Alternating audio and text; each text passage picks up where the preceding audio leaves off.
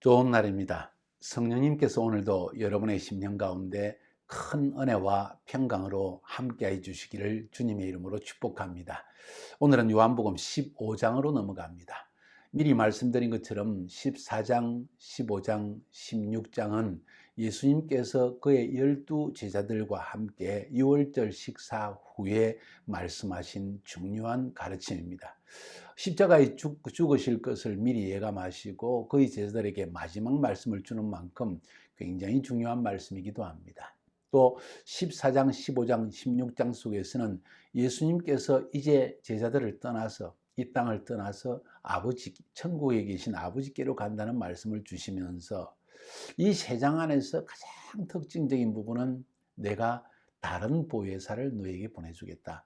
다시 말해서 첫 번째 보혜사는 예수님이시고 다른 보혜사, 또 다른 보혜사는 예수님과 동일한 속성과 신성을 지니신 분이로서 영이신 성령님을 상징하는 것입니다. 거기에 대한 중요한 메시지를 전달하고 있습니다. 오늘 15장에서도 동일하게 뒷부분에 그 말씀이 나오지만 15장은 사실은 포도나무와 가지의 비유로서 굉장히 유명한 장입니다.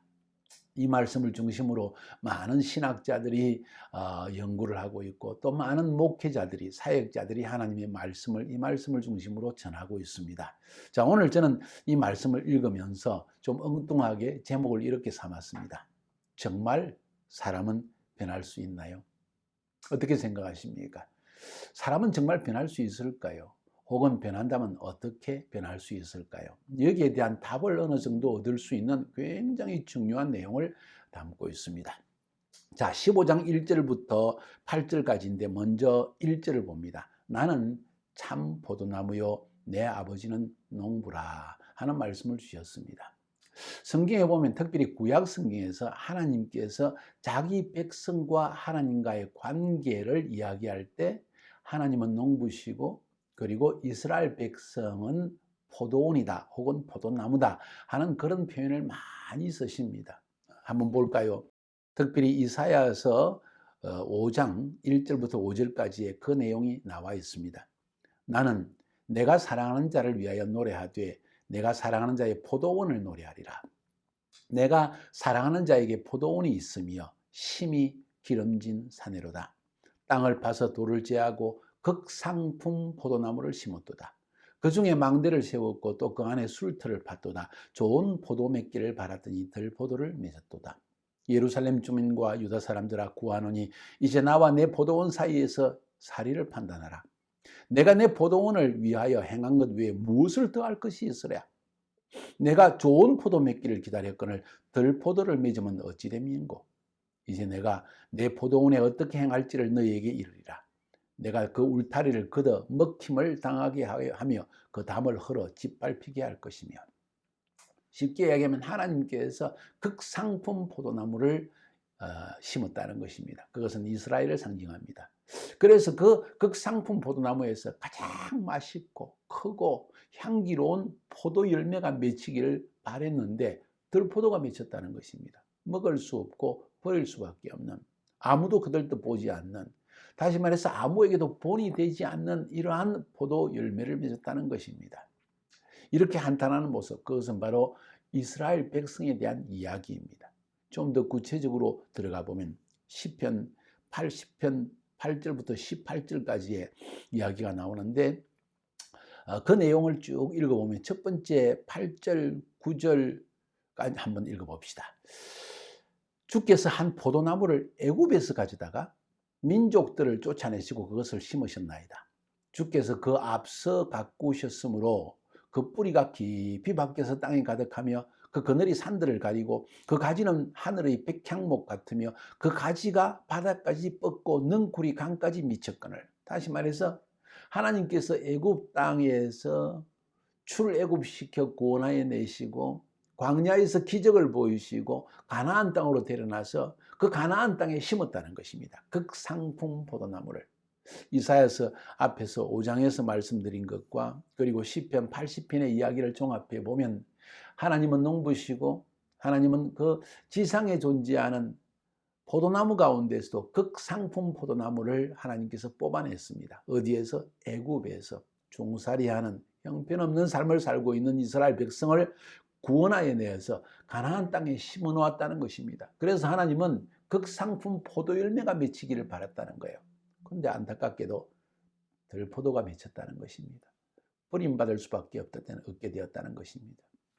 이사야서 80장 8절부터 18절까지 끝까지 쭉 읽어보면 이런 포도나무가 완전히 훼손되어졌다. 왜? 좋은 포도 열매를 맺지 못했기 때문에 완전히 훼손되어서 회복할 길이 없다.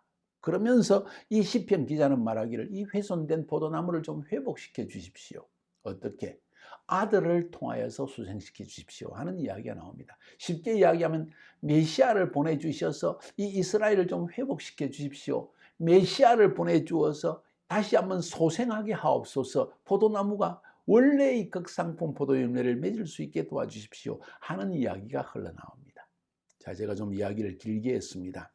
15장 1절에 나는 참 포도나무요 내 아버지는 농부라 하면서 포도나무와 농부의 비유, 그것을 우리에게 말해주고 있습니다. 예수님은 구약에 정통하셨습니다. 이스라엘 백성들의 심령을 알고 계시는 분이십니다. 그래서 이스라엘 백성들에게 이 이야기를 통해서 하나님께서 하실 일을 보여주십니다. 자, 계속 볼까요? 무릇 내게 있어 열매를 맺지 아니하는 가지는 아버지께서 그것을 제하여 버리시고 무릇 열매를 맺는 가지는 더 열매를 맺게 하려 그것을 깨끗하게 하느니라. 가지치기에 대한 이야기입니다. 어떤 과일나무든지 그냥 심어놓고 가만 놔두면 열매가 맺히는 것이 아니고 열매는 맺히긴 하지만 어떤 열매는 어떤 때는 형편없는 열매를 맺습니다. 그래서 가지치기를 해줘야 됩니다. 건실하고 건강하고 잘 자라는 가지는 남겨두고 비실비실하고 힘이 없고 잎을 잘 내지 못하는 그런 가지는 툭툭툭 잘라버립니다. 왜? 그런 형편없는 가지들은 결국 열매를 맺지 못하고 오히려 영양분을 빨아들여서 그 건강한 가지가 좋은 열매를 맺는 것까지 방해할 수 있기 때문입니다. 지금 그 말씀을 하시는 거예요. 자, 이 이야기에서 우리는 많은 교훈을 얻을 수가 있습니다. 도대체 가지는 무엇인가? 우리가 가지라는 거예요. 우리가 가지라는 것입니다. 그리고 포도나무는 곧 예수 그리스도를 상징한다는 것입니다. 자, 그러면서 열매를 맺지 않는 가지는 제하여 버리신다. 무서운 말씀입니다. 예수 믿는 사람 가운데에서도 그 삶의 열매를 맺지 못하는 가지는 제해 버린다는 이야기가 혹시 아닌가 생각해 볼 수 있습니다. 혹은 다르게 표현하면 가룟 유다와 같은 자가 있어서 12제자 가운데 불신의 분위기 그리고 탐욕의 분위기 이런 것을 자꾸 창조하게 될 때 하나님은 그 가지를 제하여 버릴 수밖에 없다는 것을 또 의미한다고 볼 수도 있습니다. 그런데 물론 열매를 맺는 가지는 더 열매를 맺게 하려 그것을 깨끗하게 하느니라 가지치기를 한다는 겁니다. 가지가 쭉 뻗어납니다. 그 가지에서 또 가지가 작은 가지 나오는데 이 가지를 제해 줍니다. 쓸데없는 가지들, 쓸데없는 일을 행하는 것, 쓸데없는 생각하는 것, 쓸데없는 말을 행하는 것 이런 것을 다 가지를 쳐줘서 잘 자라나가지고 좋은 건실한 가지에서 열매가 맺히게 한다는 그런 이야기입니다. 이건 다른 말로 표현하면요. 예수 믿는 우리들 주님을 사랑하고 정말 주님을 뜨겁게 열정적으로 섬기기 원하지만은 여전히 우리 속에는 세상적인 욕망과 잘못된 습관들과 성격들이 남아 있을 수 있습니다. 그리고 쓸데없는 데 관심을 가짐으로 말미암아 열매를 맺지 못하고 자꾸 좋지 않은 열매를 맺는 가지적인 생각, 가지적인 마음, 가지적인 탐욕 이런 것이 일어날 수 있다는 것이죠. 그래서 주님은 그것을 제하여 버리십니다. 자꾸 제해서 그 말은 우리에게 연단을 주신다는 이야기입니다. 사랑하는 여러분 이것을 꼭 기억하십시오. 대부분의 사람들에게 연단이 계속되어지고 지속되어지는 이유가 무엇입니까? 우리 속에 아직도 죄악된 욕망, 육체에 속한 모든 욕망들, 세상을 사랑하는 마음들, 주님을 멀리하고 점점 세상으로 가까이 나아가는 그런 습관들 이런 것이 있기 때문에 주님은 가지치기를 해주십니다. 근데 그 가지치기에 가장 좋은 것이 뭔지 아십니까? 하나님의 말씀이라는 거예요. 계속 읽어봅니다. 너희는 내가 일러준 말로 이미 깨끗해졌으니 하나님의 말씀이 깨끗하게 한다. 가지치기를 한다는 이야기입니다. 너희는 근본적으로 세상 가운데 살면서 전혀 열매를 맺을 수 없는 자녀들이었는데 내가 내 영생의 말씀으로 십자가의 구원의 복음의 말씀으로 이미 근본적으로 깨끗해졌다. 이 말씀입니다. 그런데 그 말씀은 또 우리에게 주는 교훈이 무엇인가 하니 주님은 이렇게 계속 가지치기를 우리 가운데 하신다는 것을 기억할 필요가 있습니다. 물론 내게 붙어있어 열매를 맺지 아니하는 가지는 아버지께서 그것을 제거해 버리시고 물론 열매를 맺는 가지는 더 열매를 맺게 하여 그것을 깨끗하게 하니라. 앞에 읽었죠. 제하여 버리든지 아니면 하나님께서 가지치기를 해서 우리를 연단시켜서 더 아름다운 열매를 맺게 해주시든지 여러분은 어느 부류에 속합니까? 자, 3절, 4절, 5절 읽어봅니다. 너희는 내가 일러준 말로 이미 깨끗해졌으니 내 안에 거하라. 나도 너희 안에 거하리라. 가지가 포도나무에 붙어있지 아니하면 스스로 열매를 맺을 수 없음 같이 너희도 내 안에 있지 아니하면 그러하리라.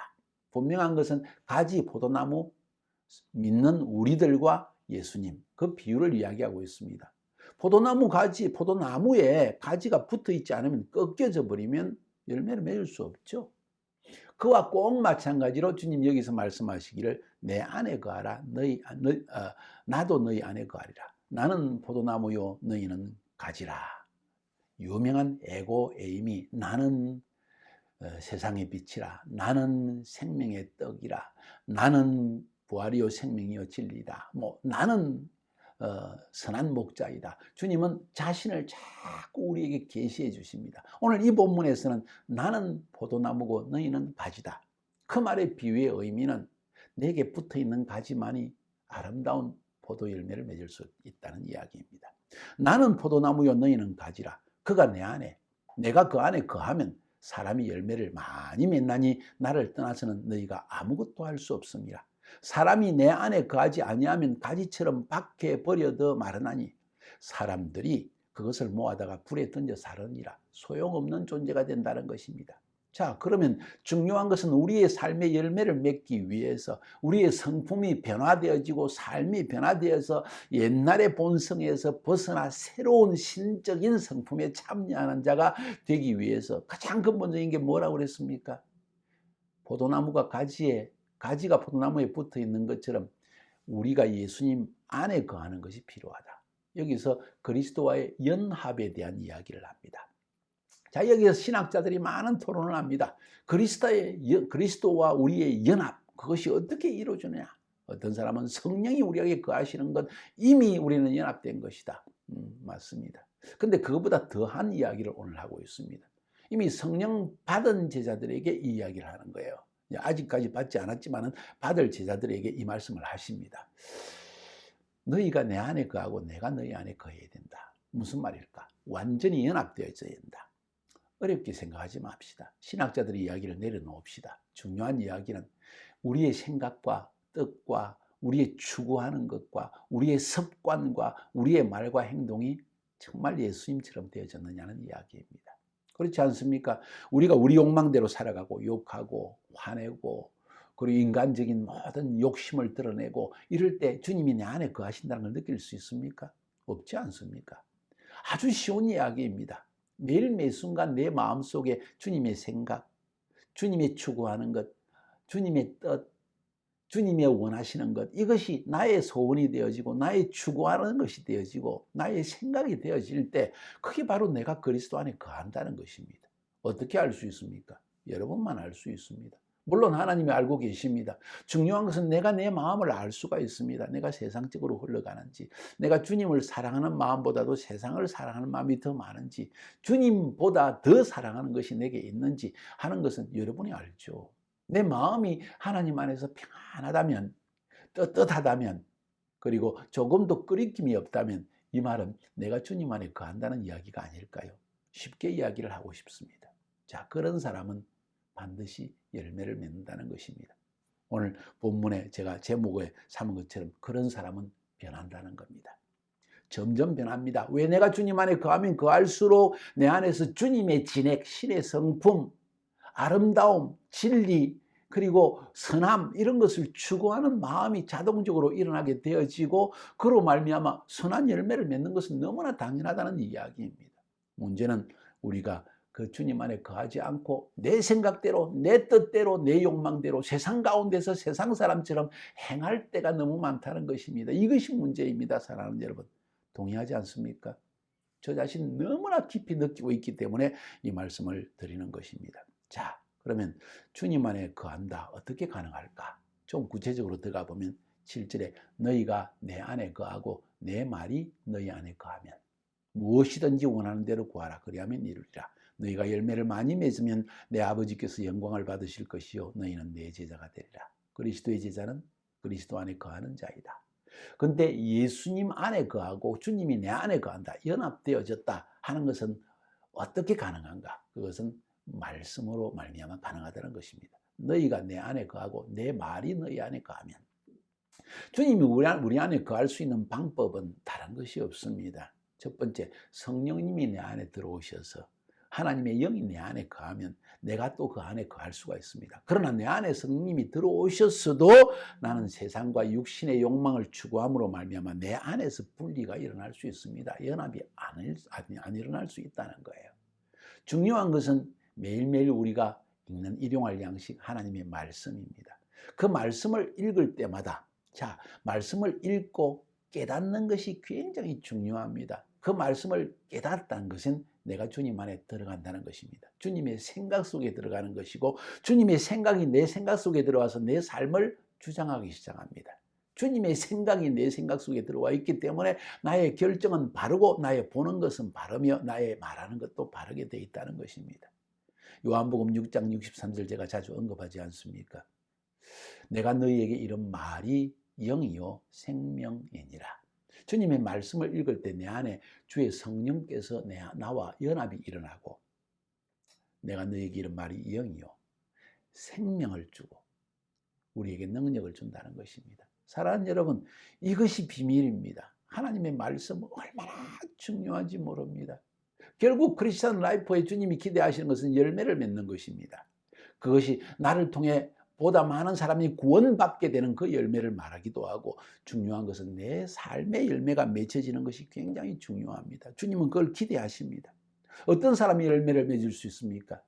사람이 예수 믿으면 하나님 믿으면 정말 변할 수 있을까요? 있습니다. 오늘 본문은 말하기를 주님 안에 거하기만 하면 열매는 맺어집니다.